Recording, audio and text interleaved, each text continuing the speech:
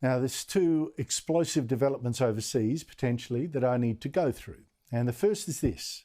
Former President Donald Trump last week claimed he would be arrested tomorrow over a payment he made many years ago to a stripper, Stormy Daniels, who claims they had an affair. That was a payment to shut her up before the elections that made Donald Trump president.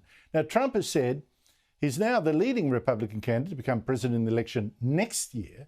And if he's arrested, his supporters should protest. They should take their nation back. And if he is arrested, it will be huge. As I say, explosive. It'll look like Democrats taking out a political rival to save President Joe Biden. I don't know if that's true, but for that reason, we are joined by the country's top foreign affairs writer, Greg Sheridan, of the Australian newspaper. Greg, I don't know where to go on this. Is there any truth to Trump's claim he will be arrested, and why would he be? Well, Andrew, I think what Democrats are trying to do here is not take Trump out, but make sure Trump remains the conversation. And they're succeeding. I mean, we're right to be discussing him. It's a big story. But they want news programs like this all over the world, and particularly all over America, to be focused on Trump. Trump won one election unexpectedly in 2016. He lost the popular vote, but he won the Electoral College vote fair and square. In every other election since then, he's been absolute poison for the Republicans, and he lost the popular vote to Joe Biden in the last election by 7 or 8 million. Democrats dream about running against Trump, and they want Trump to be the centre of attention. And the accusation with the Stormy Daniels stuff, Trump is probably guilty, I would say.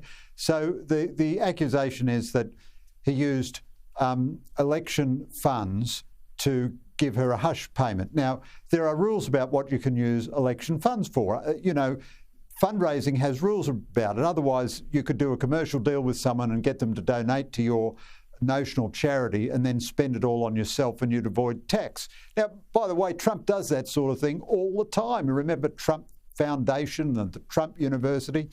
But his defenders will say, quite rightly, that it's such a trivial matter.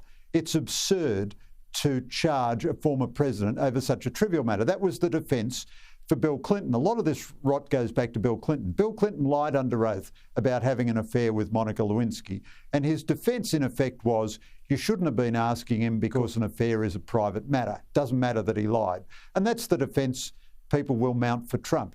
But the biggest story, really, is that Trump is poison for the Republicans. You saw just last week, Ron DeSantis, the great white hope of the Republicans, started to embrace Trump's isolationism on Ukraine, so saying, well, maybe America shouldn't be helping Ukrainians defend themselves against Vladimir Putin's shocking, murderous invasion, because it's just a territorial dispute between two nations that don't matter much to America.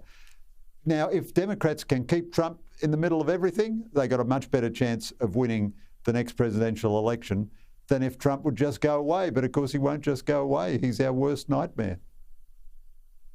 That is so disappointing from Ron DeSantis, but it shows the pressure is under from the right wing of the party to do with Trump.